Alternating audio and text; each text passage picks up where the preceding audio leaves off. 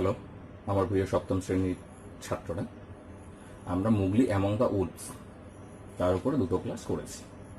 ওকে, তো আমাদের প্রথম ইউনিটটা এখনো শেষ হয়নি। আজকে ক্লাসটা করলে প্রথম ইউনিটটা শেষ হবে। আমি আশা করছি তোমরা এটা কার্টুনে, সিনেমাতে বহু জায়গায় দেখেছো এবং তোমাদের কাছে এটা বেশ মজাদার। তোমাদের কাছে আমার কাছেও বেশ মজাদার গল্পটা, ঠিক আছে? তো আশা করছি তোমরা সেই পড়েছো খুব ভালো করে গল্পটা। আজকে আমি ফার্স্ট ইউনিটের লাস্ট অংশটা আলোচনা করব, অর্থাৎ আমাদের রয়েছে হচ্ছে 63 পৃষ্ঠার পরের অংশটা আজকে আলোচনা করব, ঠিক আছে? তাহলে চলো শুরু করি। আজকে তোমরা পেন্সিল এবং বই নিয়ে বসে যাও, ওয়ার্ড নোটগুলো লিখবে এবং টেক্সটটা করবে ঠিকঠাক। ওকে। ফাদারউড লিসেন্ড, ফাদারউড শুনেছিল, অর্থাৎ বাবা নেকড়ে শুনেছিল। And below in the valley that ran down to the river he heard the dry angry snarly whine of a type.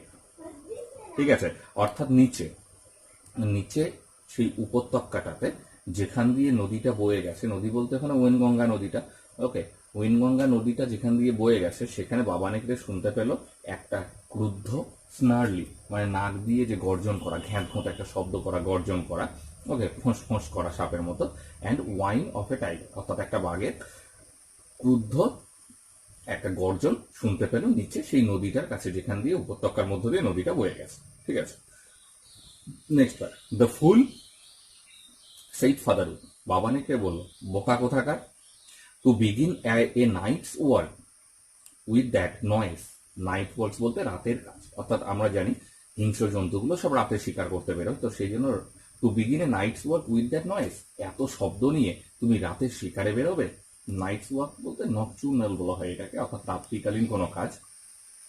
তো তুমি এই ধরনের শব্দ নিয়ে রাতের শিকারে বেরোবে, রাতের কাজে বেরোবে। Does he think that our বাক্স আর লাইক হিজ ফ্যাট ওয়েনগঙ্গা বুলক্স। ওকে, অর্থাৎ শেরখান যেখানে থাকতো ওয়েনগঙ্গা রিভারের ওখানে, ওখানকার যে ষাঁড়গুলো রয়েছে উইনগঙ্গার কাছে, বলছে ওখানকার উইনগঙ্গার ষাঁড়গুলোর মতো কি আমাদের এখানকার বাঘগুলো, হরিণগুলো, অর্থাৎ সে ওখানে উইনগঙ্গার কাছে যে ষাঁড়গুলো রয়েছে সেইগুলোকে হয়তো চিৎকার চেঁচামেচি করে শিকার করতে পারে, কিন্তু তাদের এখানকার, অর্থাৎ বাবা নেকড়ের এখানকার যে হরিণগুলো রয়েছে সেগুলো হয়তো চালাক, তাই বলেছে যে তোমার ওখানকার উইনগঙ্গা রিভারের মতো বাঘ মনে করে, ষাঁড় মনে করেছে আমাদের এখানকার হরিণগুলোকে, অর্থাৎ এরকম শব্দ করে তুমি ধরতে পারবে।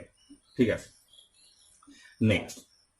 হাস, it is neither bullock nor buck, he hunts tonight, said Mother Wolf, it is a man. Hush মানে চুপ করিয়ে দেওয়া, ঠিক আছে, বাবা নেকড়েকে থামিয়ে দিল, থামিয়ে দিয়ে মা নেকড়ে বললো যে সে কোনো ষাঁড় অথবা হরিণ কিছুই আজ রাতে শিকার করবে না, আজকে সে একটা মানুষকে শিকার করবে। অর্থাৎ কোনো কিছু ভাবে বা কোনো রকম ভাবে হয়তো সে আইডিয়া পেয়েছে মা নেকড়ে, বা ধারণা একটা পেয়েছে যে আজকে সে মানুষের শিকার করবে। Man, said Father Wolf, showing all his white teeth, তার সমস্ত সাদা দাঁতগুলো বের করে বাবা নেকড়ে বলল, মানুষ? ফা, are there not enough beetles and frogs in the tanks that he must eat man and on our ground too? ওকে, বিটেলস মানে হচ্ছে গোবুরে পোকা। তোমরা দেখবে গোবরের মধ্যে একটা ছোট ছোট পোকা হয়, অর্থাৎ সেই পোকাগুলো গোবুরে পোকা বলা হয়, বিটেল, অর্থাৎ এক ধরনের ইনসেক্টস।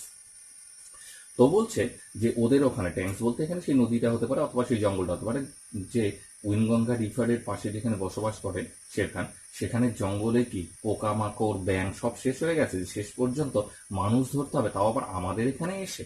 তার মানে আমরা এখান থেকে একটা ধারণা পাচ্ছি হয়তো যে মানুষ ধরে মানুষ শিকার করাটা হয়তো তাদের কাছে খুব নিচু মানের কাজ, উল্টেজ। তো সেই জন্য বলছে মানুষ শিকার করবে কেন, পোকামাকড় ব্যাঙও কি পাইনি, সেগুলোও কি শেষ হয়ে গেছে। ঠিক আছে, তাহলে this is the end of the text. তাহলে আমাদের টেক্সটটা এখানেই কমপ্লিট। এবার আমরা অ্যাক্টিভিটিগুলো কমপ্লিট করব।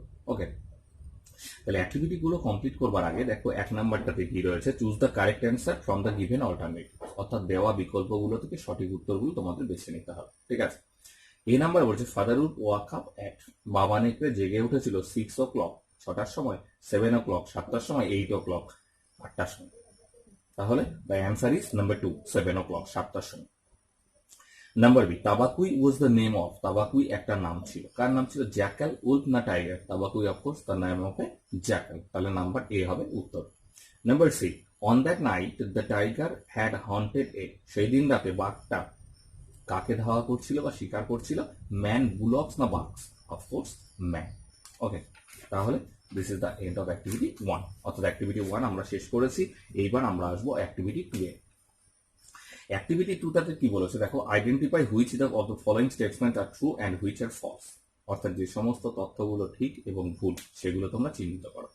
Give a supporting statement for each of your answer, তোমার উত্তরের সপক্ষে একটা করে সাপোর্টিং সমর্থনযোগ্য একটা বাক্য তোমরা লিখতে পারো। ঠিক আছে, এ নাম্বার বলেছে father would wake up early in the morning, বাবা নেকড়ে খুব সকাল সকাল ঘুম থেকে জেগে উঠেছে। তাহলে এটা অবশ্যই ভুল। তোমরা দেখেছো যে বাবা নেকড়ে সন্ধ্যেবেলা, অর্থাৎ তার বিকেলের দিনের যে নিদ্রাটা সেটার পরে সন্ধ্যের দিকে জেগে উঠেছিল। ঠিক আছে, তাহলে আমরা সাপোর্টিংটা কোথায় থেকে লিখবো? সাপোর্টিংটা আমরা লিখবো হচ্ছে ফার্স্ট লাইন। তোমরা দেখো 61 পৃষ্ঠার প্রথম লাইনে রয়েছে, it was 7 o'clock of a very warm evening in the Seeonee hills. Okay, অর্থাৎ শিয়নি পাহাড়ে একটা উষ্ণ সন্ধ্যা 7টা ছিল এটা। তাহলে এটা আমাদের ফলস আমরা পেয়ে গেলাম। এবার আসবো নাম্বার বি। নাম্বার বিতে কি বলা হয়েছে, Indian wolves do not like jackals for their mischievous nature, অর্থাৎ তাদের দুষ্টুমি ব্যবহারের জন্য ভারতীয় নেকড়েরা শিয়ালদের পছন্দ করে। তাহলে অবশ্যই হ্যাঁ, আমরা এটা দেখেছি তাবাকুইকেও পছন্দ করতো না, বা নেকড়েগুলো শিয়ালকে পছন্দ করতো না, এটা বলেছে।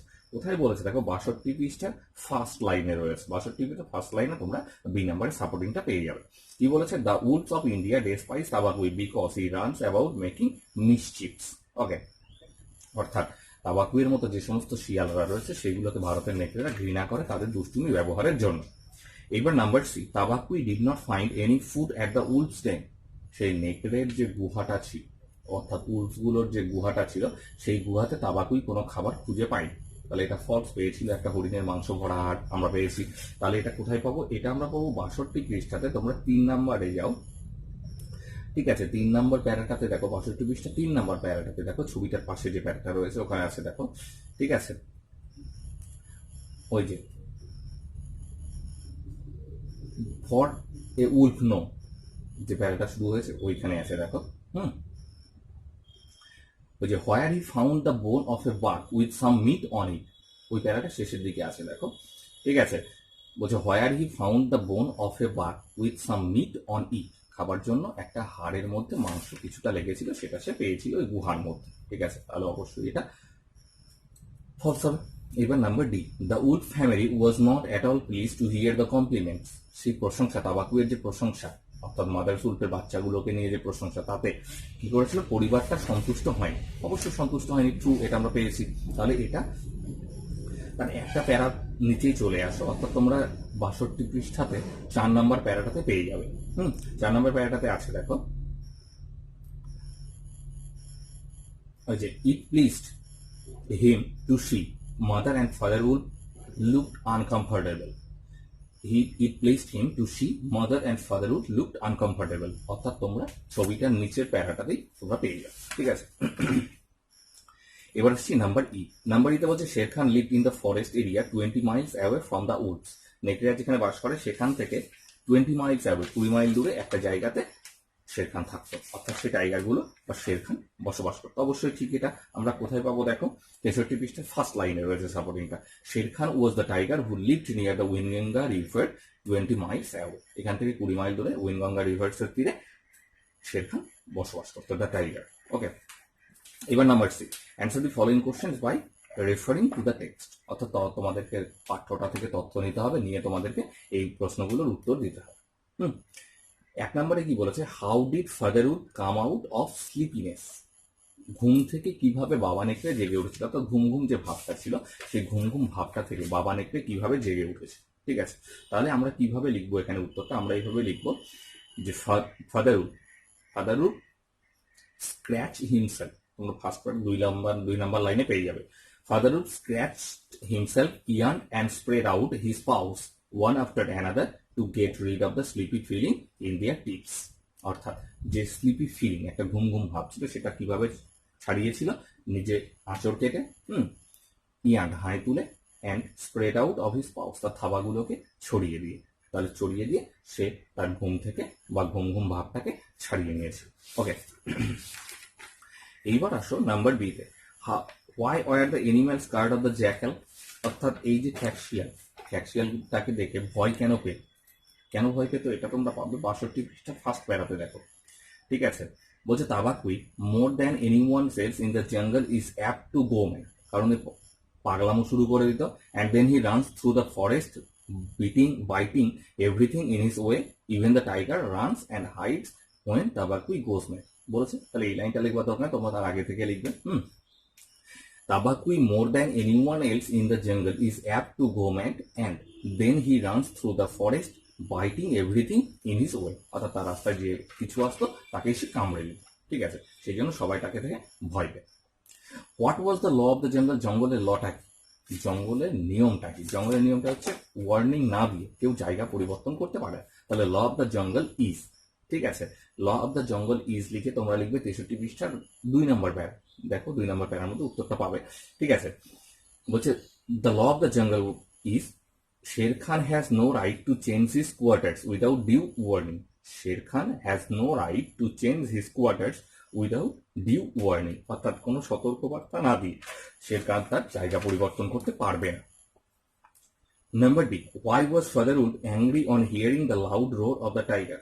ওকে, অর্থাৎ ফাদারউড কি করেছিল? হোয়াই ওয়াজ ফাদারউড অ্যাংরি, কেন একটা বাঘের গর্জন শুনে, অর্থাৎ একটা বাঘের চিৎকার শুনে কেন রেগে গিয়েছিল? কেন রেগে গিয়েছিল?